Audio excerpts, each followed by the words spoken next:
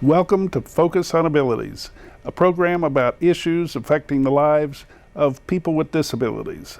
I'm Lex Frieden. I'll be your host for today's program. Before the end of today's program, we'll answer a question. Who will be the first person in a wheelchair to roll on Mars? Okay, we'll take a break now and come right back. The following program is sponsored by ILRU, Southwest ADA Center, promoting compliance with the Americans with Disabilities Act.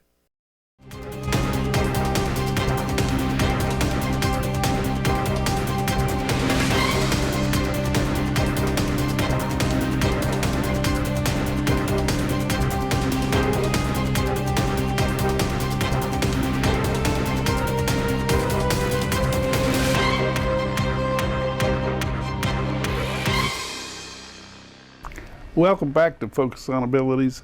I'm Lex Frieden. I'm a professor at UT Health, and I direct the Independent Living Research Utilization Program at Tier Memorial Hermann. Our guest today is Mr. Cornelius Booker.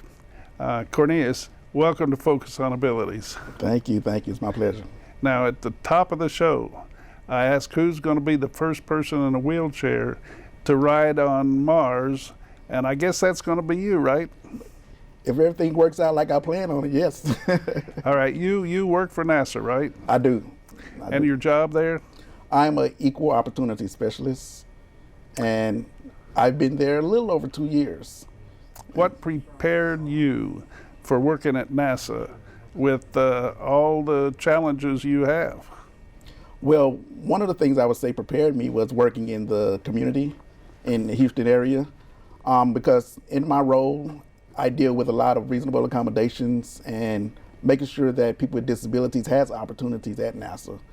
And I know there's a lot of programs to help people with disabilities find employment, but I think NASA had a real desire to make sure that people with disabilities felt welcome at NASA. Let me back up just a little bit. Workforce Solutions, that's the group you work for. Yes. That they replaced the Texas Rehabilitation Agency, right?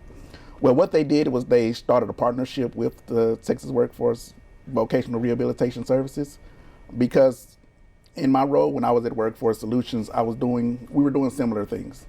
So instead of reinventing the wheel, let's have a stronger partnership with Texas Workforce Solutions and the Workforce Solution Vocational Rehabilitation Services. So I think it was a great partnership that was very necessary, because people with disabilities need not just skills, but they need the opportunities. So bringing them two together was a perfect match. Is that the first job you had out of college?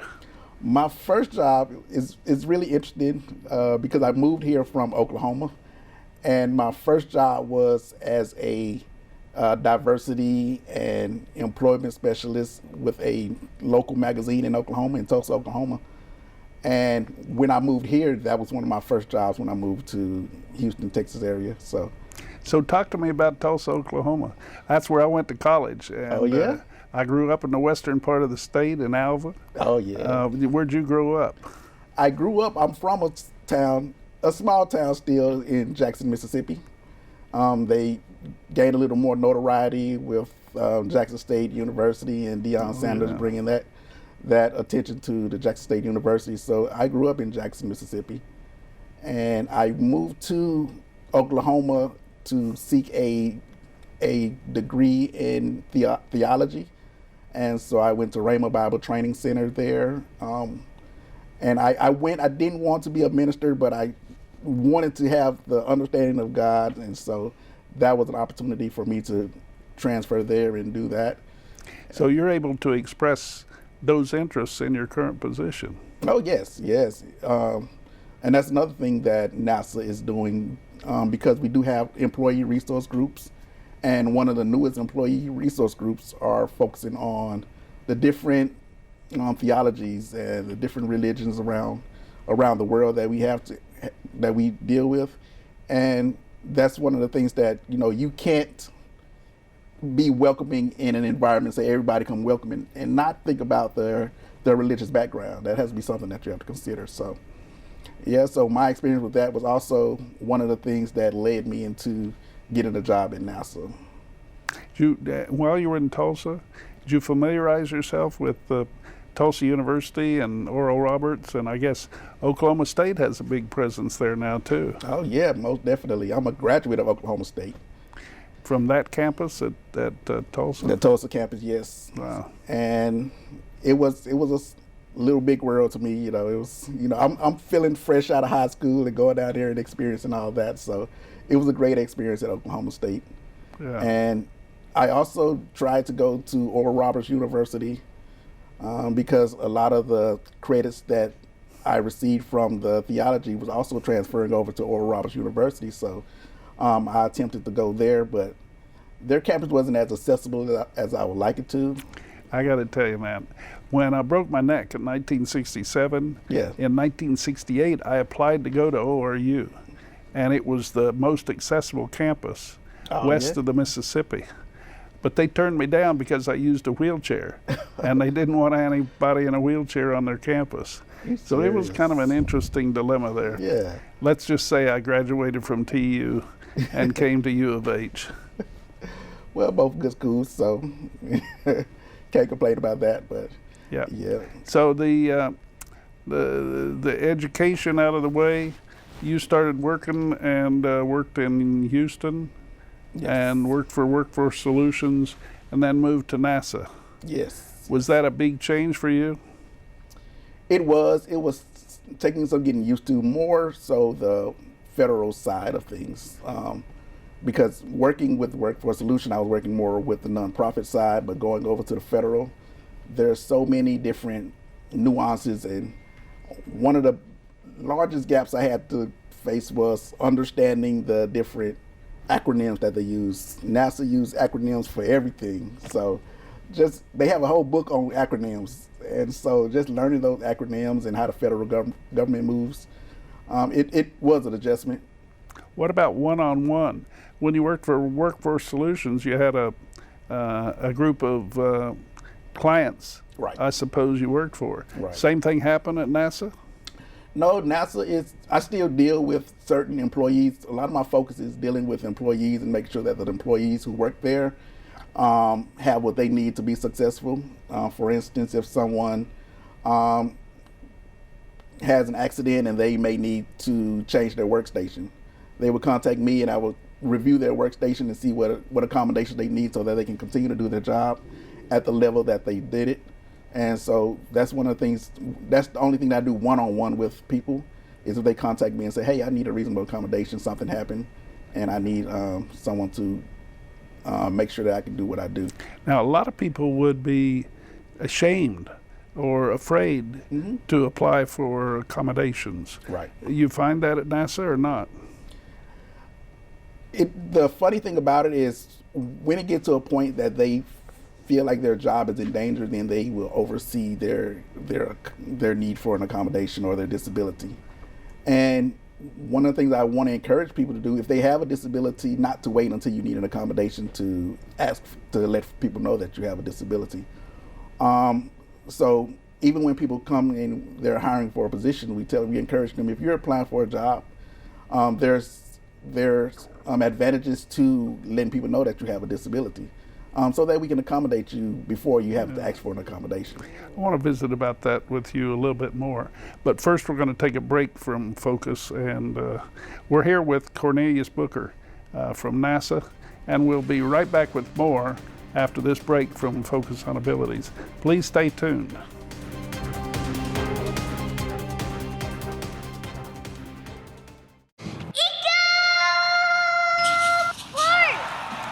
When your goal is to save time and money, book online with EcoPark and EcoPark 2. Now that's a smart game plan. Travel smarter, park smarter. EcoPark and EcoPark 2 at IAH. Houston 311, now available as a mobile app. Take a photo, enter your location, report an issue. The quick and easy way to report non-emergency issues or request city service information. Download today on the App Store or Google Play. Houston First Corporation introduces Lynn Wyatt Square in the Houston Theater District with oak trees, water features, and programming open to the public. LynnWyattSquare.com. At Metro, your safety is job one, every day. And we're committed to making your ride even safer. With security cameras on our transit vehicles and live monitors on many of our buses. Blue light call boxes at our bus and rail facilities. Metro Police, providing peace of mind. And MPD Connect, the app that lets you report suspicious activity instantly to Metro Police. Metro is building a safer transit system, so you can drive less and do more. Grease and wipes clog pipes. In fact, clogs from these items are the main cause of sewer overflows in Houston. Learn more at protectourpipes.org.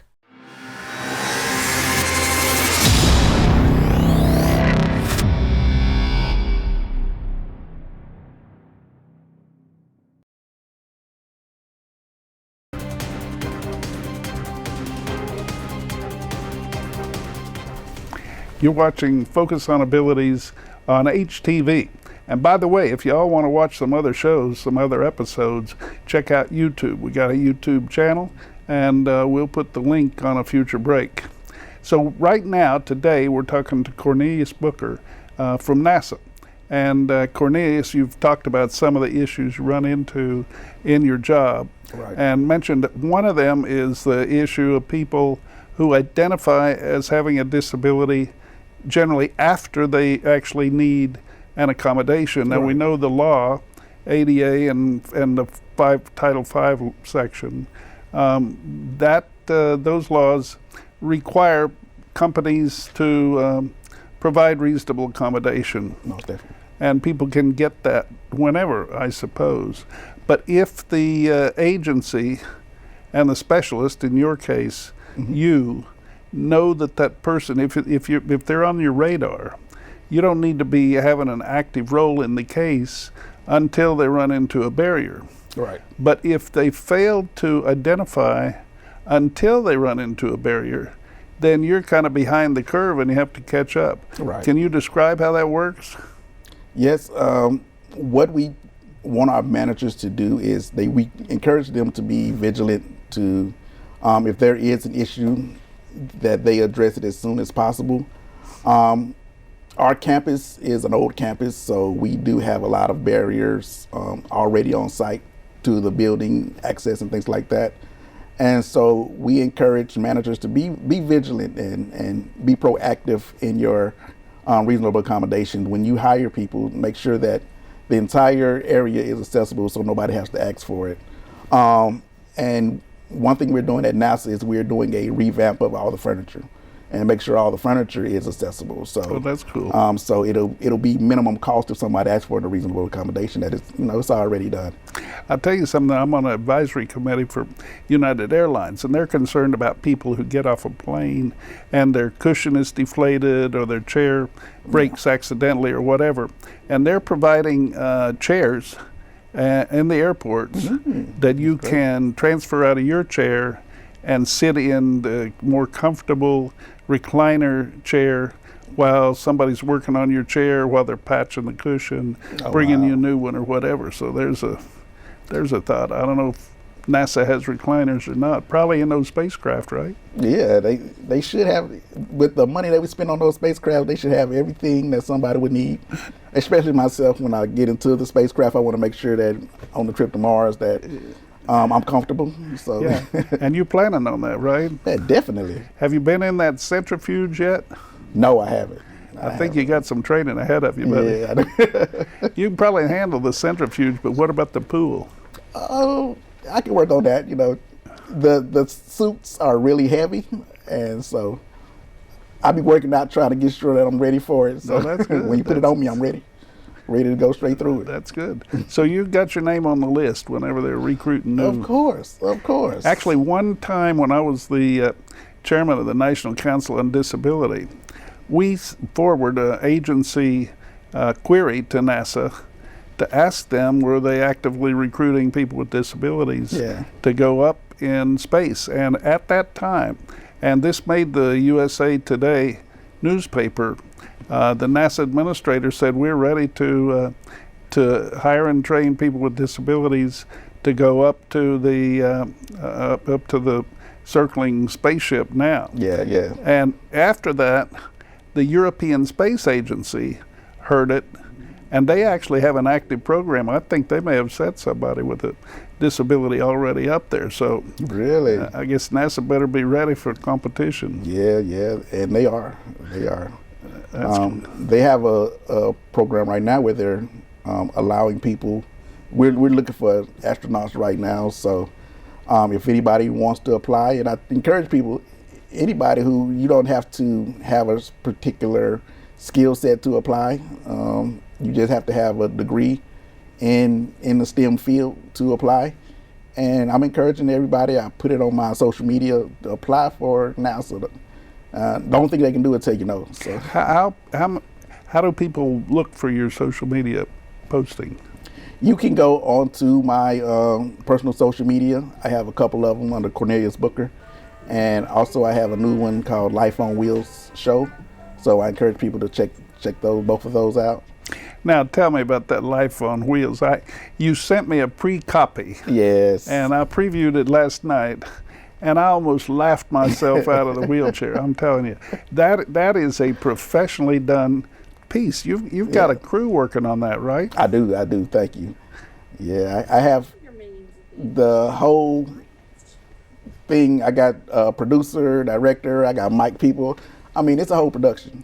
I noticed you're the executive producer Yeah. and a writer, and somebody that looks a whole lot like you plays the role of Quinta Booker.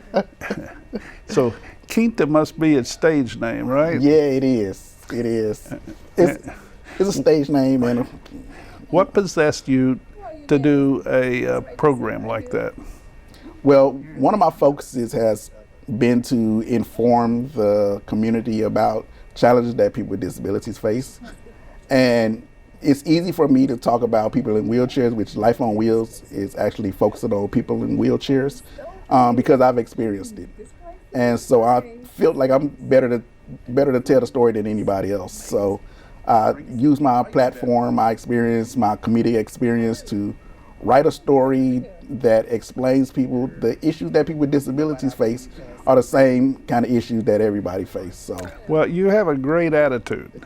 thank you. Some people with disabilities would be throwing things in that restaurant, let me tell you. Yeah. And we may get a chance to take look at a clip. May I have a sirloin, medium well, with potatoes, a side salad, and ranch. Okay, and for him? Get it together. You know what? I'll have the same. And instead of ranch, let me have Thousand Island dressing. Okay, coming right up. Check like she don't see you. No. I bet you see me when that check comes. But I mean, if you actually go out to eat, are you cool like that? I am. I try to be because I've been dealing with situations for so long, but it's to the point now that I don't have to say anything. Let my wife do all the talking for me. Oh yeah. Yeah. All right, that's cool. Yeah. If the audience doesn't know what we're talking about, they could check out Life on Wheels, Yes. available on YouTube, right? Yes, Life on Wheels Show is available on YouTube. You can do a search for Life on Wheels Show, or you can look it on the Instagram, on the Life on Wheels Show on my Instagram, and it'll also take you to the link on the YouTube as well. Well, let me tell you, you got the Lex Frieden super tip on that. All right. I mean, that's worth an Emmy nomination, I guarantee you. That's nice work. Thank you. Cornelius, you mentioned people and identifying with disabilities. We have an issue. We've been doing some research at ILRU and the Southwest ADA Center, and we found that many people with disabilities don't like to identify as having a disability, particularly Right. some people with mental health issues, some people who are on the spectrum, and cancer survivors. And Right. when we ask them, they are concerned about stigma. They're concerned about managers who may not understand their condition and make up an attitude. What advice do you have for those people? Yeah, there's definitely a stigma that has to be overcome. And one thing I would tell people is don't let someone else's idea of you change who you are. If there's opportunities that you feel like you apply for, that you feel like you qualify for, apply for the positions. and be informative. Don't be afraid to be your own advocate. If somebody with cancer gets treated, they don't tell their boss what they're doing. They come back to work and they say, you know, they've had chemo. They probably have a little stamina issue. May need to take frequent breaks or work flex time or whatever. Right. And their boss asks them why. They say finally cop out. They had cancer. What's your advice to that person? Not to worry about their boss taking an attitude?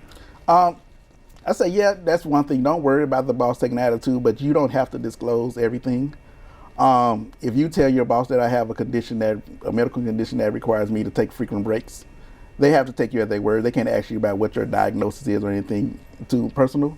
And that would also inform the people who come to our office needing a reasonable accommodation. They don't have to be personal about what their issue is to tell the manager that I need a reasonable accommodation or I need a change in my work environment. If they feel like they're getting stiffed, where do they go? That's also what come to me, or go to the many resources in the community, and just you can also do a Google search on advocates in the community. I know that most companies will have an officer for that too, right? Yeah. In my role, I also deal with complaints and issues like that. So each company should have someone who deals with disability services and be able to address those needs that they have. Okay. Especially if they're a large company. All right. We'll try to provide some information for people online. Yes. Thank you, Cornelius. We're going to come right back. Taking one more break. Focus on Ability. Stand by.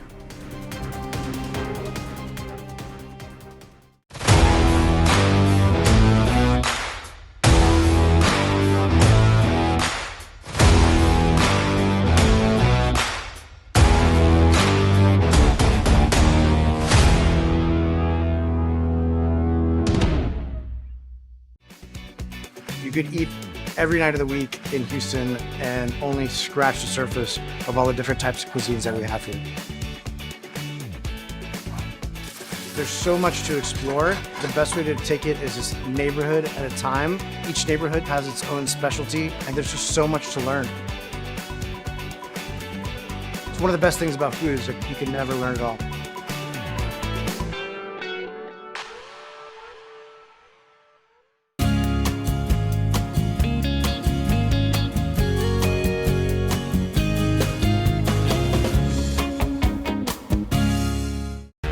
Downtown is an art lover's dream with more than 65 pieces of public art.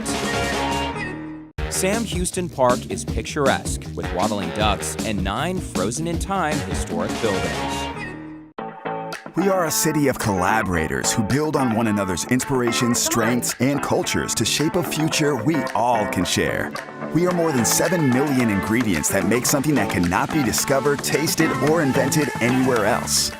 Grease and wipes clog pipes. In fact, clogs from these items are the main cause of sewer overflows in Houston. Learn more at protectourpipes.org.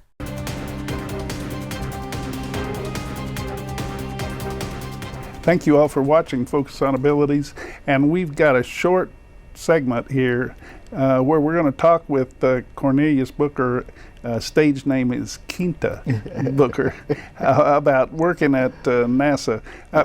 Cornelius, you went from a good job to a better job. Right. And a lot of people would say, nobody's going to hire me at NASA. There's no way through because they have so many very well accomplished applicants. Yeah. And, I'm curious to know, do you keep track of the proportion of people with disabilities working for the agency? And further, and perhaps more significantly, how did you get on at NASA? Oh, yeah. Definitely we keep track of different demographics that we have at NASA, and one of them being people with disabilities. And one of the federal government's goal is to hire a certain number of people with disabilities at every government agency. And NASA is on track to meeting that goal, and they try to continue to meet that goal. And for me to get on, one of the ways they encourage people to apply if you do have a disability is going through your vocational rehabilitation services and apply using what we call a Schedule A document. And what the Schedule A letter, which is how I actually became employed with NASA's able to hire you on a non-competitive basis where you don't have to go through the entire process to get employment. Once you identify as a person with a disability and there's a particular position that you're interested in applying for, go ahead and apply and inform them that you have a Schedule A. And that allows people to hire you directly instead of having to go through the normal means of sending your resume. So if a manager is looking for somebody to work for them, yes, there are a couple of issues here. Number one, they can look at that Schedule A list, yes, and look at your credentials and interview you without the need to do a competitive search and go through and bring in people and interview them and go through a long process. Right. So it's an advantage to the manager to use Schedule A if they need somebody in that seat quickly, somebody's capable, somebody who can work. And because of that, the federal government provides this option for managers and for applicants. And this applies to anybody with a disability who can apply under Schedule A. And when you make an application for any position, you can inform them that you have a disability and you're eligible for Schedule A employment. Yes, and I encourage people to do that, take advantage of the Schedule A opportunity if you have a disability. People still get jobs through the competitive process too. Oh yeah. But it's quicker and more assured. Right. And you'll be working for a manager who already knows the deal going in, right? Right. And they're able to accommodate you because they know that someone that comes on may have a disability and may need an accommodation. So what kind of accommodation are we talking about? Are we talking about raising the desk so you can fit under it in a wheelchair, or making the trash can bigger so you can put your trash across the room, or what are we talking about? Yeah, we have all types of accommodations. We do have standing desk if you are not able to sit for long periods of time. We have remote work. If you're unable to come into the office, you can telework and ask for that accommodation. You're able to change your schedule if you need frequent breaks, then they allow you to take frequent breaks. So whatever your accommodation needs, if you need a special computer, they can get that for you. So one of the things when you're talking about reasonable accommodation is they can't consider financial situation because NASA has a lot of money. So you can't say, that's too expensive for us to accommodate.